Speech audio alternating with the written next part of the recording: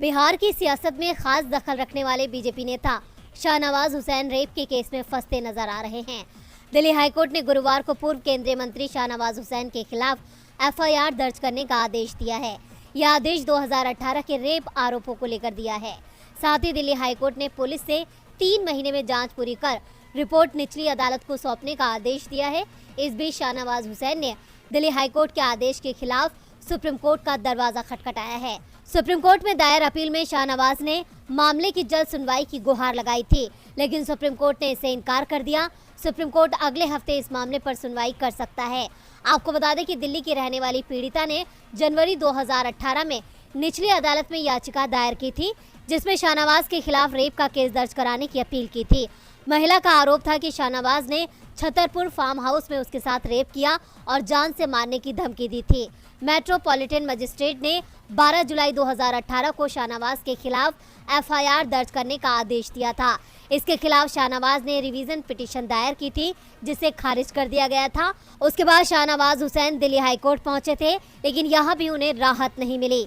शाहनवाज के खिलाफ जून 2018 में आईपीसी की धारा 376, 328, 120 बी और 506 के तहत शिकायत दर्ज की गई थी। शाहनवाज हुसैन बिहार से एमएलसी हैं। वो बिहार में जेडीयू बीजेपी गठबंधन सरकार में मंत्री भी थे। शाहनवाज अटल बिहारी वाजपेयी की सरकार में केंद्र में मंत्री बने थे। उस समय उन्हें सबसे युवा मंत्री होने का दर्जा मिला था। सैयद शाहनवाज हुसैन 2014 में भागलपुर लोकसभा चुनाव हार गए थे। 2019 में उन्हें बीजेपी ने टिकट नहीं दी, लेकिन वो लगातार पार्टी के लिए काम करते रहे। कुछ दिन पहले ही वो बिहार में विधान परिषद सदस्य बने और फिर उद्योग मंत्री। गुजरात चुनाव में अपनी हार को टालने के लिए बीजेपी ने एक शर्मनाक कदम उठाया है। बिल्किस बानो के जख्म फिर से हरे हो चुके हैं। बीजेपी ने उनके जख्मों पर नमक छिड़कने का काम किया है। वहीं बिल्किस बानो भी कह चुकी हैं कि इंसाफ से उनका भरोसा उठ चुका है।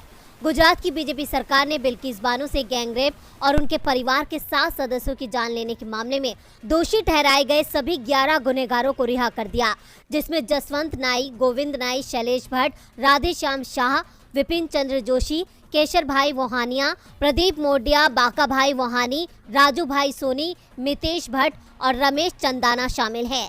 बीजेपी सरकार के इस फैसले पर केंद्र की मोदी सरकार भी सवालों के घेरे में है। खासतौर से पीएम मोदी जो नारी सम्मान की बात करते हैं, उनकी खामोशी भी ये बताने के लिए काफी है कि राज्य में चुनाव जीतने के लिए बीजेपी ने ये शर्मनाक कदम उठाया है। इसी सिलसिले में टीएमसी नेता महुआ मोइत्रा ने बीजेपी पर वार किया है। महुआ ने बिल्किस बानो केस पर 3 ट्वीट किए। पहले उन्होंने लिखा, किसी भी महिला का न्याय इस तरह से कैसे खत्म हो सकता है? अमित शाह, नरेंद्र मोदी, भारत भारतीयों।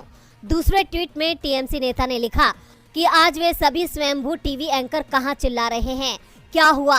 बिल्किस बानो पर पैनल डिस्कशन के लिए बिग डैडीज ने आगे नहीं बढ़ाया। Nation wants to no.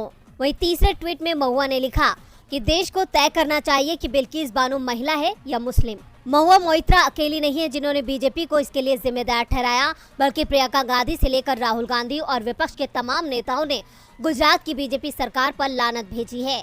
Media से बात करते हुए बिल्किस बानो ने कहा था कि मुझे हमारे देश की अदालतों पर भरोसा था, मुझे सिस्टम पर भरोसा था और मैं धीरे धीरे दुख के साथ जीना सीख रही थी, लेकिन दोषियों की रिहाई ने मेरी शांति छीन ली है और इंसाफ पर मेरे विश्वास को हिला दिया है।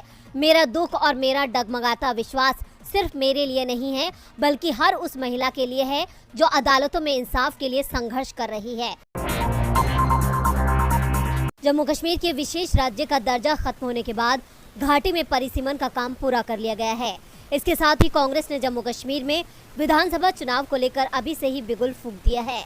इसके लिए कांग्रेस की अंतरिम अध्यक्ष सोनिया गांधी ने रणनीति तैयार करते हुए मोर्चाबंदी कर दी है। कांग्रेस की अंतरिम अध्यक्ष सोनिया गांधी ने जम्मू कश्मीर कांग्रेस कमेटी के प्रदेश अध्यक्ष गुलाम अहमद मीर के इस्तीफे के बाद विकार रसूल वानी को इस पद पर आसीन किया है। गुलाम अहमद मीर कांग्रेस की जम्मू कश्मीर इकाई में करीब 8 साल तक प्रदेश अध्यक्ष के पद पर आसीन रहने के बाद पिछले जुलाई महीने में उन्होंने इस्तीफा दे दिया। उनके इस्तीफे के बाद ये पद खाली पड़ा था। विकार रसूल वानी को कांग्रेस के वरिष्ठ नेता और जम्मू कश्मीर के पूर्व मुख्यमंत्री गुलाम नबी आजाद का करीबी माना जाता है। विकार रसूल के प्रदेश अध्यक्ष बनने के बाद से घाटी में 3 पूर्व विधायकों ने इस्तीफा दे दिया है।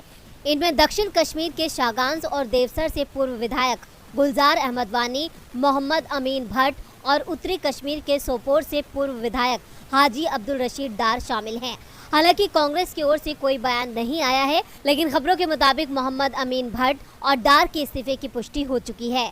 वहीं गुलजार अहमद वानी ने बताया कि हाल ही में कांग्रेस हाईकमान को उनकी ओर से कई सुझाव दिए गए थे और ये भी कहा गया था कि चुनावों से पहले कोई फेरबदल नहीं होना चाहिए, जो कि पार्टी के लिए नुकसानदायक हो।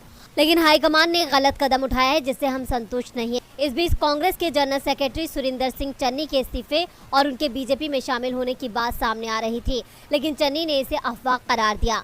उन्होंने कहा कि सिर्फ हाईकमान के कहने पर अपने पद से इस्तीफा दिया है, क्योंकि जितने भी पदाधिकारी थे वो पिछले 7 साल से ज्यादा समय से पदों पर थे। चन्नी ने कहा कि वो शुरू से कांग्रेस के साथ रहे हैं और आगे भी रहेंगे, लेकिन सोनिया गांधी के बदलावों को लेकर पार्टी में नाराजगी नजर आ रही है। अब देखना होगा कि सोनिया गांधी का अगला कदम क्या होता है।